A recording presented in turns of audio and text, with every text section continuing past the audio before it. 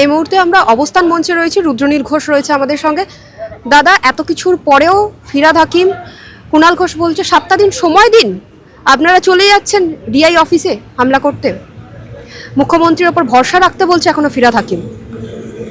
না, ওনারা এক্সট্রা মাল কামানো, চুরি করার জন্য ওনারা মুখ্যমন্ত্রীর উপরে ভরসা রেখেছেন এবং ওনারা বড় লোক হয়েছেন। ওনারা ভরসা রাখতে পারেন যাতে আরো মাল কামানো যায়, আরো টাকা চুরি করা যায়, কিন্তু সেই টাকা, চাল, ডাল, চাকরি এগুলো কাদের? যারা এখানে বসে রয়েছে। আমরা যেখানে কথা বলছি তার পাশেই রবীন্দ্রনাথ ঠাকুরের মূর্তি। রবীন্দ্রনাথের দেশের শিক্ষকদের বুকে পেটে উড়ে এসে লাথি মারে মমতা বন্দ্যোপাধ্যায়ের ডিপার্টমেন্টের পুলিশ, অর্থাৎ পুলিশ মন্ত্রীর নির্দেশে চলা পুলিশ। পুলিশরা আইনের পাশে দাঁড়িয়ে দেখেছে তাদের প্রমোশন হচ্ছে না। পুলিশ আইন রক্ষা করতে গিয়ে দেখেছে যে তৃণমূলের চোর ক্রিমিনালদের ধরতে হবে, তাহলে সেটা করলেই তৃণমূল নেত্রী মুখ্যমন্ত্রী মমতা বন্দ্যোপাধ্যায় রেগে যাচ্ছেন। পুলিশ ন্যায়ের পথে চললে, অবাগা মানুষের পাশে দাঁড়ালেই তাদের সর্বনাশ হয়ে যাচ্ছে। তাই পুলিশও নেমে পড়েছে ক্রাইম এবং ক্রিমিনালকে বাঁচাতে। এই দেখবেন প্রচুর খবর বেরোচ্ছে, বিভিন্ন খবরের সঙ্গে পুলিশ হয় চুপ করে রয়েছে, নয় ক্রাইমকে প্রশ্রয় দিচ্ছে, নয় তথ্য প্রমাণ লোপাট করছে। কাকে বাঁচাতে? তৃণমূলের এই চোর নেতা মন্ত্রীদের বাঁচাতে। না হলে সে আইন মেনে কাজ করলে তার সর্বনাশ করে দিচ্ছে মমতা বন্দ্যোপাধ্যায়। তাই মমতা বন্দ্যোপাধ্যায়কে খুশি করতে গিয়ে পুলিশ উড়ে এসে লাথি মারছে। কাদের? শিক্ষকদের, যাদের চাকরি এই তৃণমূলই খেয়েছে। এখানে ওই লাথিটা তো শিক্ষকের, এদের ওপর লাথি ছিল না, পশ্চিমবঙ্গের সংস্কৃতির ওপরে লাথি, পশ্চিমবঙ্গের সব মানুষের হৃদয়ে লাথি। মমতা বন্দ্যোপাধ্যায় পুলিশ লাথি মেরেছে একজনের শিক্ষকের পেটে, আর মমতা বন্দ্যোপাধ্যায়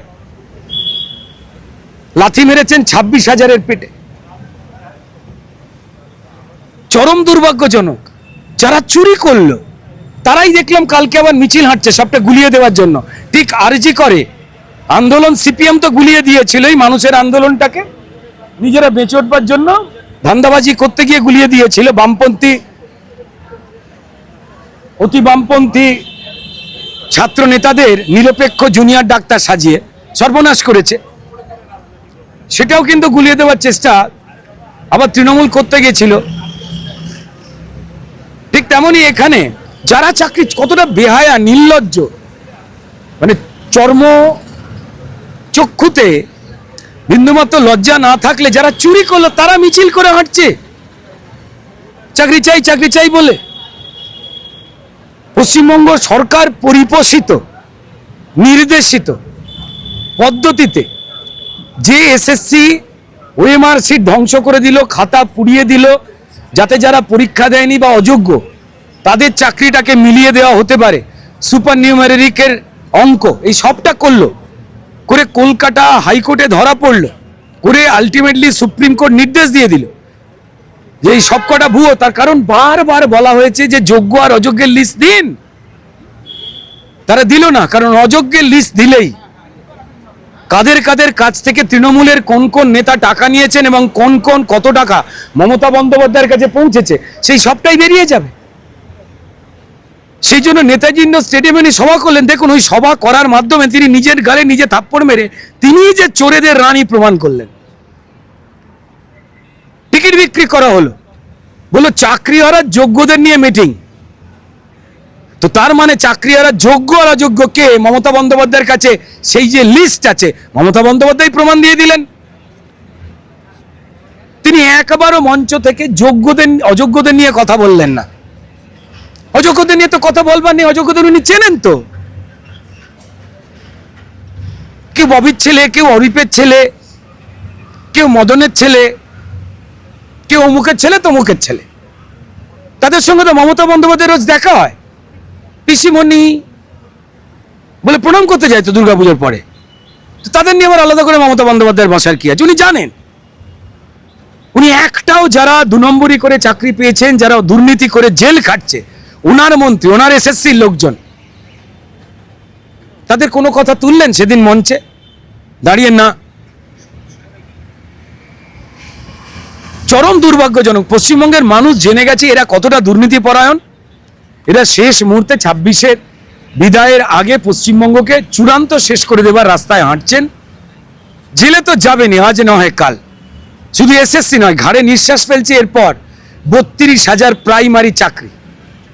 প্যানেল ছাড়া চাকরি হয়েছে, সঠিক প্যানেল ছাড়া, ভাবতে পারেন? তার সঙ্গে সঙ্গেই জিটিএ পাহাড়ে চাকরি দুর্নীতি হয়েছে। 313 জন শিক্ষকের মাইনে হাইকোর্ট পরশুদিন বন্ধ করে দিয়েছে। আর যারা এই চাকরি দুর্নীতিতে যাদের নাম এসেছে জিটিএর, তারাই দেখলাম কালকে তৃণমূলের ওই মিছিলে নেমেছে। মানুষ দেখতে পাচ্ছে না। আমার চিন্তা অন্য জায়গায়। এই সরকার তো থাকবে না, অন্য সরকার চলে আসবে।